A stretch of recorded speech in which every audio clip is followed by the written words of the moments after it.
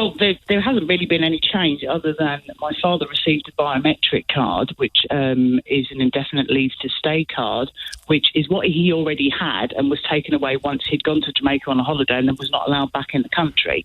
That's the bit I remember. I'm just going to steer you back to that because that's the bit. That's why I remember your story so keenly. I mean, got to Jamaica on a break, on a holiday, and then got told he wasn't allowed to come home. Yeah, absolutely. He was actually at the airport, so we knew nothing about anything. He was at the airport and wasn't allowed to board the plane and was told that he wasn't allowed back in the country because he'd had no status in the country, which we couldn't understand because he'd worked here all his life. He's had a mortgage here. He got married here. I was born here. So we couldn't understand it at all. And at the time, you feel that you're completely alone, even though I did go to our local MP at the time. Yes. And, try to contact as many people as I could, but just wasn't getting anywhere.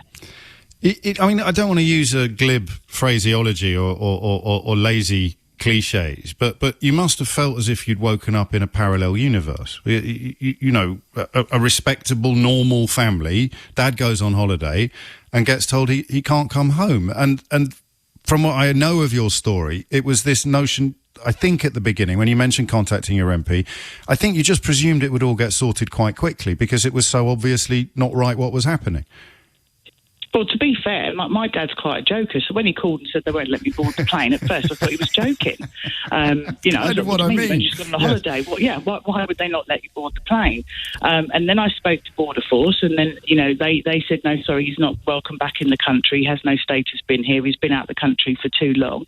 And I'm thinking, he'd lived here since 59, I think, hadn't he? He arrived in 1959 as part of the Windrush generation. That's correct, yeah. He arrived here in 1959. He'd never worked in Jamaica. He'd only ever worked here. And paid all his insurances and his taxes, never ever claimed any benefits whatsoever, worked his whole life, and decided to go back and just build a house as well, and see if he could build a house and see if he could, just set up a family home for holidays for the family, and then to be told that he couldn't come back into the country. And like I said, we thought it was just a joke at first. And when did you realise it wasn't? I mean, I know you realised that day pretty quickly that it wasn't a joke, but when did you realise that you were caught up in a big issue rather than just a little error of paperwork or a miscommunication or the message hadn't arrived in the right department? You were caught up in a major scandal. Well, it wasn't until really a lot of people came forward, and David Lammy said what he said, that I realised there were so many people. At the time, like I said, I thought you just feel like you're on your own, and I did try to contact the local MP, and I got lawyers, and we went to the immigration here. My dad went to immigration in Kingston, I just said, I can't do this on my own, Dad. I don't know where else to go because I'm not getting anywhere, and there's no one to talk to, and everybody's if you like, pushing it under the carpet. So when it all came alight a couple of years ago, that's when I realised how many other people were in exactly the same position. And then what happened? Once all the media had highlighted everything, that's when my because I sense we're not rushing at breakneck speed towards a happy ending here, Samantha. I don't think. Well, I mean, my father, like I said, he's got the biometric card, which is an indefinite leave to stay, which is what he had anyway. But where we're at now is that we received a letter about a year ago, maybe a year and a half ago now, that said he would not be able to apply for a British citizenship until he's remained in the country a further 5 years, because he'd been out the country for 8 years. Well, he'd been out the country for 8 years because you hadn't allowed him back in the country. So it wasn't a choice. So it was just, it was like literally a 360 going back to exactly where we'd started. But that's just an application. That's not to be granted citizenship, which is what, I believe Amber Rudd said that was going to happen at the beginning. Well, that's what I thought. Yeah. And the last chap we spoke to, Ahmed, I don't know if you heard him, is in an identical situation to your dad as well, and has been given something that he's supposedly expected to be grateful for, but which, as you and he both described, was kind of just a confirmation of the situation you were in already. Well, it's just a given. I mean, the indefinite leave to remain was something that was there in the first place. We haven't been given anything extra. Again, no apology, no compensation, not even a contact since receiving that letter to just say, once you've been here further 5 years. Now, bearing in mind my father's 84, and that's if he's still alive in that period of time. How is he now?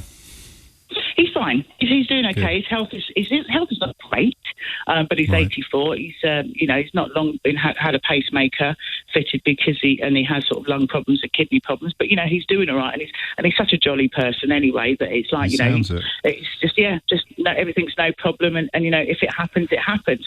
But that's because that's the way he is.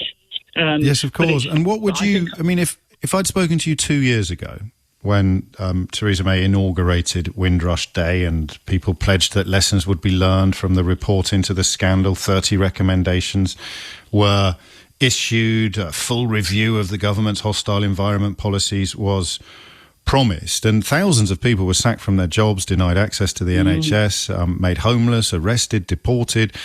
If 2 years ago, if we'd talked and I'd said, what do you think is going to happen next? What do you think you would have said? Well, I finally thought that I believed what the government said, that all these people were going to be compensated for whatever their situation was. I expected an apology and I expected them to get the citizenship because that's what we were told. But then, right now... It just hasn't happened. I feel and there's no explanation of... There's no explanation of why it hasn't happened. And so I suppose Dad's back... So major mission accomplished. Where do you find your energy? I mean, it's almost at some point it's going to feel like banging your head against a brick wall. You are banging your head against a brick wall because we've not achieved a thing. We're nowhere further on than where we were 2 years ago when that situation arose. And no prospect of improvement anytime soon. Well, we haven't heard anything. I have not had any conversation with anybody once receiving that letter, which I think is appalling. That the fact it was just black and white on a letter. It's almost like, well, really sorry that you haven't had what you're supposed to have had in the last 8 years. And how do you tell someone that through your not seeing your family, not being able to come back to the country that you know is home? How do you compensate for that anyway? But even to have a conversation with somebody would have been nice, a face-to-face conversation. We apologise, Mr. Barnes, or, just to receive a black and white. And it was a bog-standard letter that had gone out to everybody, I'm sure. It's hard not to think that they're just hoping you all go away. Well, a lot of this generation are either going to pass, possibly before, very unfortunately, before it all gets resolved. And that's the saddest thing, is that some of these people, if they're not already, past, are of an age where every day is a bonus.